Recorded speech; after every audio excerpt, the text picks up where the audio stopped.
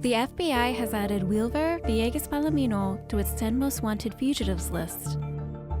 Villegas Palomino is a ranking member of the ELN who's wanted on charges such as narco-terrorism and international cocaine distribution. The U.S. Department of State Narcotics Reward Program is offering up to $5 million for information leading to his arrest and/or his conviction. Tune in to this episode of Inside the FBI to learn more about Villegas Palomino and how you can help us catch this fugitive. I'm Ellen Ferrante, and this is Inside the FBI.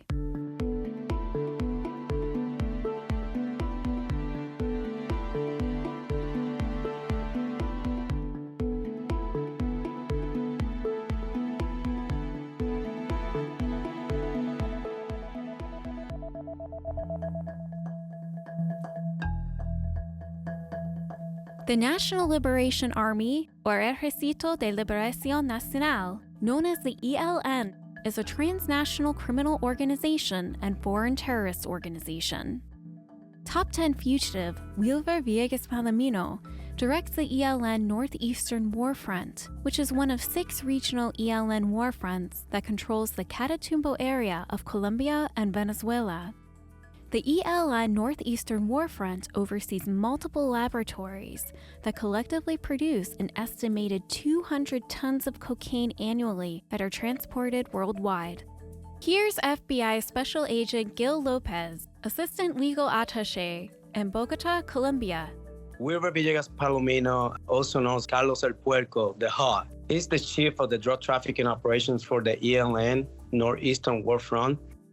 He really owns, controls, and permits the operations over 70 cocaine laboratories that operate in this area. And he oversees the procurement and manufacturing of cocaine-based paste and the cocaine hydrochloride laboratories that manufacture cocaine in ELN Northeastern Warfront control areas in Colombia. It's important to mention that the cocaine produced in these laboratories is then transported to the Colombian coastline or into Venezuela. And, the final destination is the United States and Europe by other, drug trafficking organizations who purchase the cocaine here in Colombia and Central America or Venezuela. The proceeds from Villegas Palomino's drug trafficking enterprise fund ELN terrorist attacks and by political influence. They also go towards activities designed to destabilize government institutions and subvert U.S. national security and law enforcement interests in the region. A federal arrest warrant was issued for Villegas Palomino on February 13, 2020, in the U.S. District Court, Southern District of Texas, Houston Division. Villegas Palomino was charged with narco-terrorism, international cocaine distribution conspiracy, and international cocaine distribution. FBI Supervisory Special Agent Nick Zaro is overseeing the investigation out of the FBI Houston field office. He explains more. Palomino, he's a grave threat to the community. He's not only in Colombia, but also here through his cocaine and narco-terrorist empire. Multi-ton quantities of cocaine are produced in Palomino's laboratories, and they end up on the U.S. streets. They plague our local communities, and they just drive the spikes of the violent crime that we have. ELN's history is deeply rooted in political conflict. Zaro explains. To really understand ELN, we first have to go back and we got to talk about FARC. That's the original guerrilla group that started back in the 1950s. Lopez adds, FARC is the Fuerzas Armadas Revolucionarias de Colombia. In English, is the Revolutionary Armed Forces of Colombia. They were back in the days involved in paramilitary operations against the government of Colombia. After years of criminal activity, in 2012, former president of Colombia, Juan Manuel Santos, announced peace talks between the Colombian government and FARC. He scheduled and had the meeting in Cuba, but the agreement included that the FARC would no longer exist, people would demobilize in these groups, and they would no longer be the powerful force that it once was. In return, President Santos said he would give them seats in Congress, and they would have stipends for each member who demobilized. In 2016, FARC and the Colombian government signed a ceasefire accord. Unfortunately, though, just 1 year later, there was a shift. These leaders from the FARC, they didn't want to be in this type of a deal, so they joined up with ELN, and this caused, a 900% increase of their group of ELN. These same FARC leaders who joined in the peace accord now are linked together with ELN. FARC and ELN combined have caused the deaths of over 250,000 people, and 6 million people are displaced by their battles occurring in the country. They launch sabotage operations, they buy political influence. Their goal is to destabilize government institutions and subvert our national security and our interests in that region. Villegas Palomino has taken advantage of political instability and local poverty to recruit people to ELN. Many have few alternative options to support themselves and their families. Often, joining the ELN is a matter of survival. It's another reason why Villegas Palomino is a dangerous threat. We got to see the ELN as not only a drug trafficking organization or terrorist organization, we got to see ELN as an army. And what the army does is recruiting young guys. And the reason, of having this young guy joining the troops is because these kids in Colombia, they don't have opportunities at all. These kids in Colombia, they're very disadvantaged. They don't have education. They don't have opportunities like any other kids in big cities in Colombia or in any other country in South America. So they see the ELN as an example to follow because it's the only people that they see in Colombia. And when we're talking about Catatumbo, like I mentioned, it's a jungle area. We also can go to the Pacific region of Colombia where we have El Chocó and we have jungles there. And basically these kids, what they're seeing is people like ELN as an example.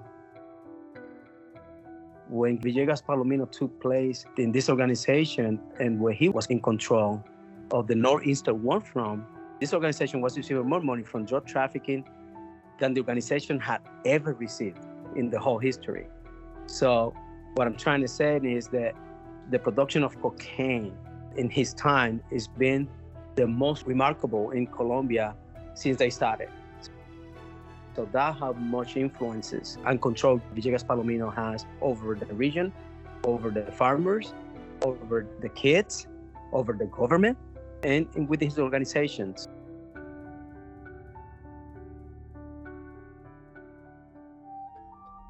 The FBI and other law enforcement organizations are working hard to catch Villegas Palomino. The Organized Crime Drug Enforcement Task Force is a federal drug enforcement program overseen by the U.S. Attorney General and the Department of Justice.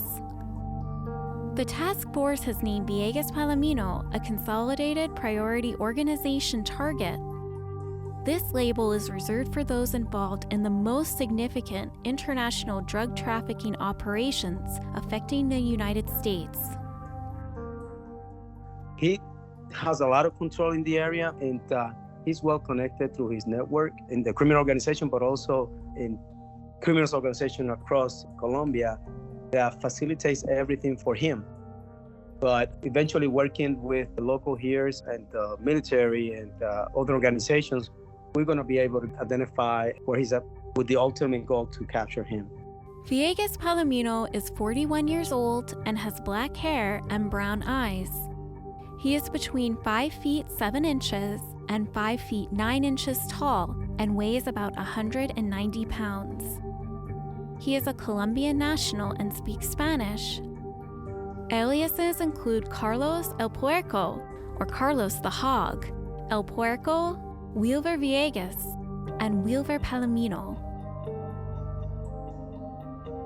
By adding Palomino to our FBI top 10 most wanted fugitive list, this projects the necessary public messaging and credibility to motivate, hesitant associates and family members to come forward, with tips. The continued publicity of Palomino's status as a 10 most wanted fugitive will generate leads and intelligence, disrupt his ability to travel abroad, restrict his ability to meet with international drug trafficking associates, and overall hamper his ability to recruit new members.